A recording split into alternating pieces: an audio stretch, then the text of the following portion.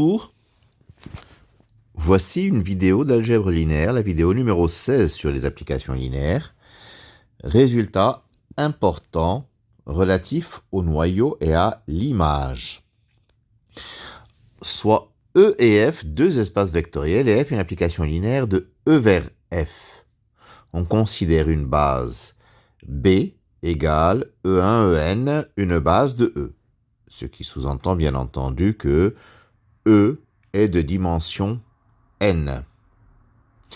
Alors, la famille F de E1, F de E2, etc., F de N sera une famille génératrice de im de F. Bon, la preuve est assez simple.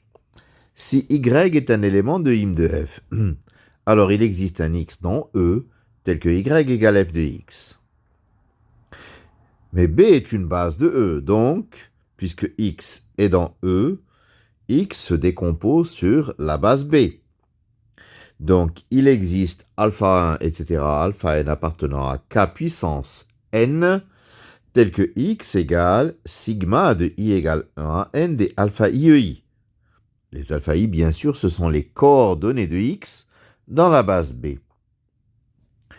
Donc, Y, c'est f de X. Et par linéarité, Y, c'est sigma de I égale 1 à n des alpha I, f de EI.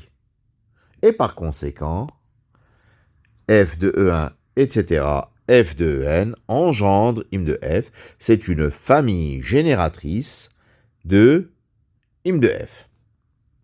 Voilà. Alors, quelques résultats importants. Si f est injective, alors f de E1, etc., f de N est une famille libre. Si f est surjective, f de E1, etc., f de N est une famille génératrice de grand F. Troisièmement, si f est bijective, f de E1, etc., f de N est une base de grand F. La preuve. Nous allons supposer f injective et montrer que f de E1, etc., f de N est une famille libre. Donc, je prends alpha 1, etc., alpha n scalaire, qui vérifie sigma de I égale 1 à n des alpha I, f de EI égale à 0. Et je vais montrer que, pour tout I, alpha I égale à 0.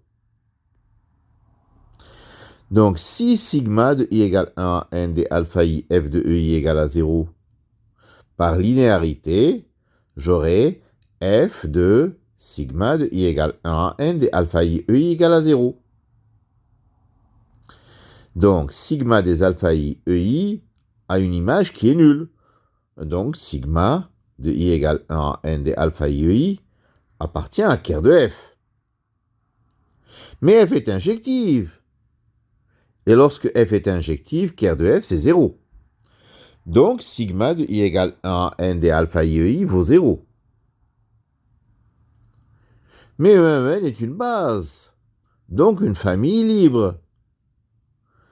Donc, si la combinaison sigma de I égale 1 à n des alpha IEI vaut 0, c'est que tous les alpha I sont nuls. Et par suite, la famille f de E1, f de E2, etc., f de N est libre. Le deuxième, si je suppose f surjective, je vais montrer que la famille f de E1, etc., f de N est génératrice de f.